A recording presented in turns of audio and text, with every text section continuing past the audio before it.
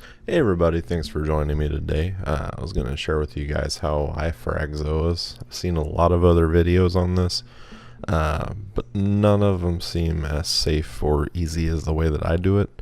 If you see the list there on that front page, I think George is the one second in the list right there. And his way is probably the best one I've seen on YouTube. But it could still be just a bit easier, he has a bunch of equipment and stuff. First of all, there's no real wrong way to do it as long as the coral lives and you're not in the hospital. Zoas are considered toxic, and they are some of the most venomous things in the world when you get the wrong ones. I believe it's the Hawaiian ones that have that, but any of them could have a large amount of toxicity or none at all, so it's kind of a lottery there. So it's important to treat all of them as if they are poisonous and take some precautions. The first thing I would say to do is make sure you frag them underwater. I like to make sure that the polyps are closed, which is why I was fanning it just now. I use a simple razor blade to do this, and I try and take it off in a solid mat.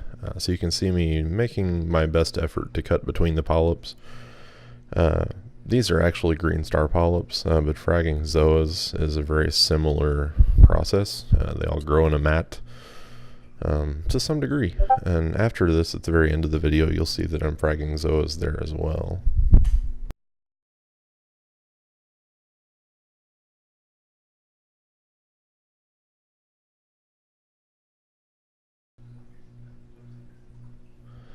This is sped up a little bit to 10 times speed, just to save some time and I guess make it go a little bit quicker.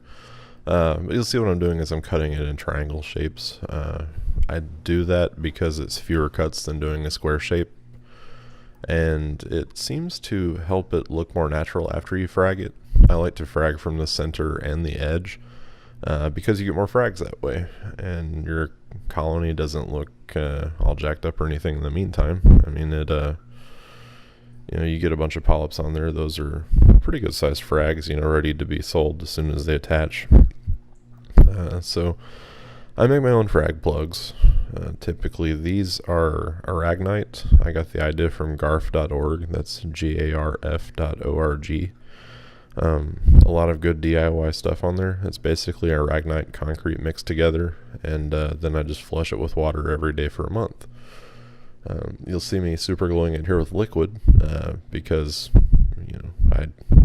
I hate to use liquid for this, but when you ask your wife to pick up some super glue from the grocery store and you realize you don't have any, you don't say, you should have got gel instead. You say thank you and just use it. So that's that's exactly why I have this here.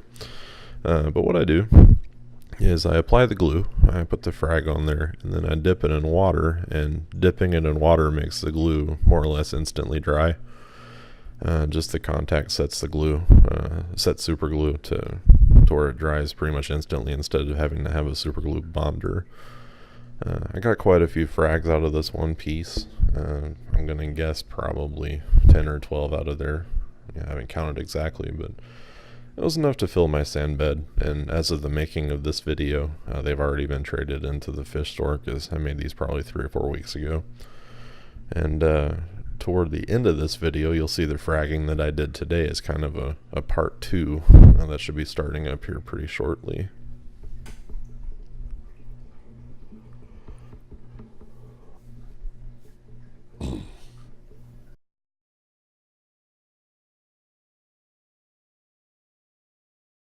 This is a look here of the frags that I got toward the end of that. Next, I'm going to be showing the frags that I made today, and it's with a little bit different method. This first one I used a razor blade, and the second one I used what I like to call my reef pry bar, made by Stanley, I believe. It's actually a screwdriver. You don't need really any fancy tools or anything like that. I mean, most people have one of these laying around, and there's a lot of different ways you can use it for fragging. I like to use one with mostly plastic because, I would assume the main part's stainless steel, so there's less corrosion. Some of the other ones with different materials tend to rust around salt water, but I've used this one here, and it's been pretty good for it. The other thing I like to use, like I said earlier, the super glue. I like the gel, and that's what that was right there. This is after I traded in all the frags I made in the first half of the video, and you'll see that the star polyps have pretty much grown back in completely. There's still some slight holes there, but as you can see, that's just 3 or 4 weeks right there. This is me using the screwdriver to frag some palys. I'm kind of touching them with the tip of it to get them to close. I don't like to frag these things when the polyps are open, because that's when they tend to squirt water, and you do not want to get that in your eyes or anything like this, which is why you would want to do this underwater.